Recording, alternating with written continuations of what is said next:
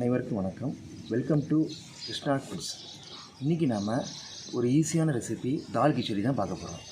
தால் khichdi பிரேக்ஃபாஸ்ட்டாகவும் use பண்ணலாம், நம்ம லஞ்சாகவும் use பண்ணலாம். இது ரொம்ப ஈஸியானது. வாங்க வீடியோக்கு போகலாம்.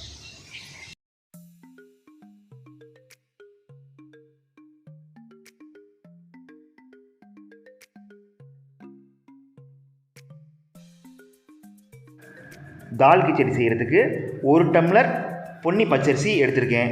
இது 100 கிராம் அளவு இருக்கும். இதே டம்ளர் அளவில் நம்ம பாசி பருப்பு எடுத்து வச்சுக்கலாம். அடுத்து துவரம் பருப்பும் இதே அளவில் நம்ம எடுத்துக்கலாம். அரிசி பருப்பை தண்ணி சேர்த்து 3லேருந்து 4 தடவை நல்லா அளந்து எடுத்து வச்சுக்கோங்க. இந்த கிச்சடிக்கு பார்த்தீங்கன்னா எந்த டம்ளரில் அரிசி பருப்பு அளந்தோமோ அதே டம்ளரில் 15 டம்ளர் அளவுக்கு தண்ணி சேர்த்துருக்கேன். இப்போ நான் அடுப்பை பற்ற வச்சுக்கிறேன். அடுப்பு நல்லா எரியுது. இப்போ அரிசி பருப்பை வேக வச்சுக்கலாம்.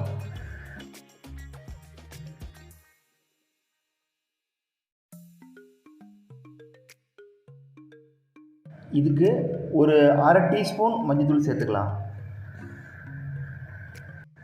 மஞ்சள்தூள் சேர்த்துட்டு நல்லா கலந்து விட்டுக்கோங்க. ஒரு மூடி போட்டு மூடி வச்சுக்கலாம். கிச்சடி நல்லா குழைவாக வர்றதுக்கு ஒரு 1/2 டீஸ்பூன் அளவுக்கு எண்ணெய் சேர்த்துக்கிறேன். இப்போ பாருங்கள், நல்லா கொதிச்சிட்ருக்கு. மூடி போட்டு வேக வச்சுக்கலாம். இப்போ வெங்காயம், தக்காளி, பச்சை மிளகாய், இஞ்சி, பூண்டு இதெல்லாம் நம்ம கட் பண்ணி எடுத்து வச்சுக்கலாம்.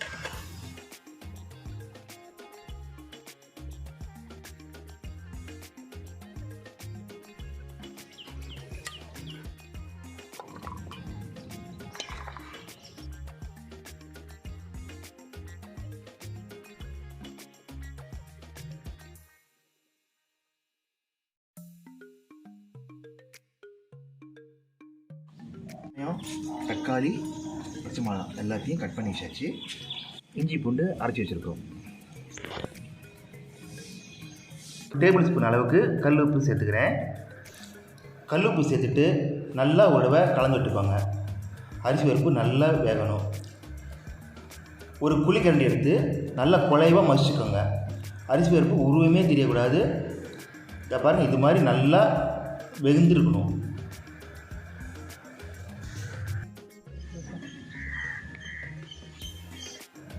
இந்த மாதிரி அரிசி பருப்பு நல்லா குழைவாக வெந்து வந்துருச்சுங்க. இந்த மாதிரி குழைவாக இருந்தால் தாங்க தால் கிச்சடி சாப்பிட்றதுக்கு ரொம்ப ரொம்ப நல்லாயிருக்கும். தால் கிச்சடி செய்கிறதுக்கு இப்போ மசாலா வதக்கிக்கலாம். அதுக்கு 3 டேபிள் ஸ்பூன் அளவுக்கு நெய் சேர்த்துக்கிறேன். நெய் சேர்த்து செய்யும்போது டேஸ்ட் ரொம்பவே நல்லாயிருக்குங்க. இப்போ 1/2 டீஸ்பூன் கடுகு சேர்த்துக்கிறேன். 1/2 டீஸ்பூன் உளுந்தம்பருப்பு சேர்த்துக்கிறேன். 1/2 டீஸ்பூன் சீரகம் போட்டுக்கலாம். இப்போ கடுகு நல்லா வெடிக்கட்டும்.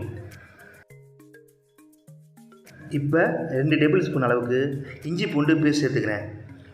இஞ்சி பூண்டோட பச்சை வாசனை போகிற வரைக்கும் நல்லா வதக்கிங்க. நல்லா வதங்கின உடனே மெஷரிங் கப்பில் 1 கப்பு அளவுக்கு வெங்காயம் சேர்த்துக்கலாம்.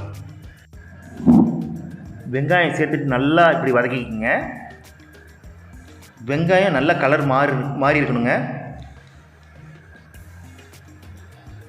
இந்த மாதிரி வெங்காயத்தோட கலர் மாறி இருக்கணுங்க. இந்த ஸ்டேஜில் தான் நாம் மெஷரிங் கப்பில் 1 கப் அளவு தக்காளி சேர்த்துக்கிறேங்க. தக்காளியை நல்லா சாஃப்டாக வர வரைக்கும் நல்லாவே வதக்கிக்கலாங்க. வெங்காயம் தக்காளி நல்லா உருவமே தெரியக்கூடாதுங்க, அந்த அளவுக்கு வதக்கிக்கணுங்க.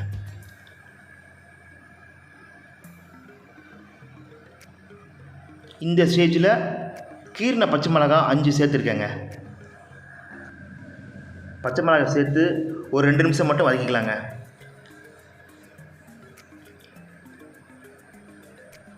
இதுக்கு காரத்துக்கு 1 டேபிள் ஸ்பூன் அளவுக்கு தனி மிளகாத்தூள் சேர்த்துக்கிறேங்க. கிளறி விட்டுக்கலாம். இதில் 1 கொத்து கருவேப்பிலை சேர்த்துக்கலாங்க. நல்லா வதக்கிக்கலாம்.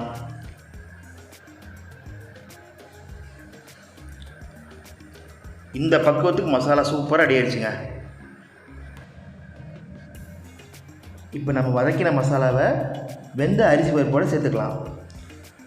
சேர்த்து நல்லா கலந்து விட்டுக்கோங்க. பாருங்கள் எவ்வளோ குலைவாக இருக்குது பாருங்கள். இப்போ நம்ம ஒரு ஸ்பூனு நெய் சேர்த்துக்கலாம். நெய் சேர்த்துட்டு நல்லா மிக்ஸ் பண்ணிவிட்டு ஒரு 5லேருந்து 7 நிமிஷங்க அப்படியே மிதமான சூட்லேயே இருக்கட்டுங்க. அப்படியே வெந்துக்கிட்டு இருக்கட்டும். இப்போ நம்ம ஒரு மூடியை போட்டு மூடி வச்சிடலாம். 7 நிமிஷம் ஆயிடுச்சுங்க. இந்த ஸ்டேஜில் கொஞ்சம் கொத்தமல்லி தூவிட்டு இறக்கிடலாங்க. பாருங்கள், சாஃப்டான கமகமன்னு நல்ல ஹெல்த்தியான சூப்பரான தால் கிச்சடி ரெடி ஆகிடுச்சு. வாங்க சாப்பிடலாம். ஒரு பேனில் எண்ணெய் ஊற்றிக்கலாங்க. இப்போ தால் கிச்சடிக்கு சைடிஷாக நான் அப்பளப்பு பொரிச்சிக்கலான் இருக்கேன். அதே சமயம் அதுக்கு மோர் மிளகாவும் நல்லாயிருக்கும், ஊறுகாயும் நல்லாயிருக்கும், வேறு உருளைக்கிழங்கு வேணாலும் வறுத்துக்கலாம். ஆனால் நான் இப்போ இன்றைக்கி செய்கிறது அப்பளப்பு நல்லா பொரிச்சிக்கிறேன். அப்பளப்பு நல்லா எண்ணெய் இல்லாமல் வெளில பொரித்து எடுத்து வச்சுக்கலாம். அடுத்து மோர் மிளகா பொரித்து எடுத்துக்கலாம்.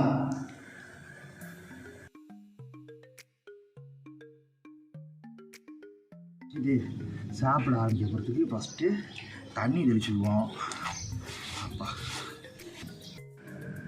தலைவாழை இலை எடுத்து தண்ணி தெளிச்சாச்சுங்க. நார்த்தங்காய் ஊறுகாய் எடுத்து வச்சுக்கிட்டேங்க.